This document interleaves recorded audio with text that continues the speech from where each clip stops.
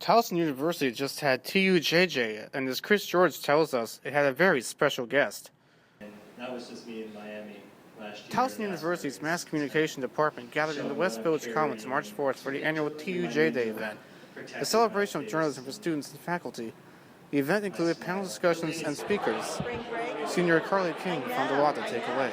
You have to really take the time to get to know the people that you're shooting. You can't be afraid to open up to them. And the students have learned a lot from the guest speaker, Patrick Smith, a photojournalist and a 2009 graduate of Towson.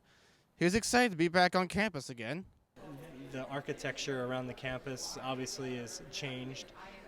Other than that, I think a lot of the professors are still the same, so hopefully students are still doing good work. At the event, Smith talked about his experiences at the Tower Light, Towson's campus newspaper. He credits his time there with preparing him for his career, but he does wish he made more of his time. My biggest regret is not following through as much as I should on the smaller stories. Some of the greatest stories are just the small stories of our neighbors and getting the access and telling them in a powerful way. After working in Salt Lake City for a few years, Smith has returned to the Baltimore area where he currently works as a photojournalist for Getty Images. His advice for students is to always look for new inspiration.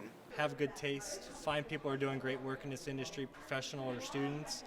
I wouldn't say copy their work, but take bits and pieces of what you learn from other people. Even though Smith has won Photographer of the Year numerous times, he has never forgotten where he came from. Chris George, MCOM 41 News. This is the 4th annual TUJDay. Last year's keynote was comedian and journalist Nancy Stiles.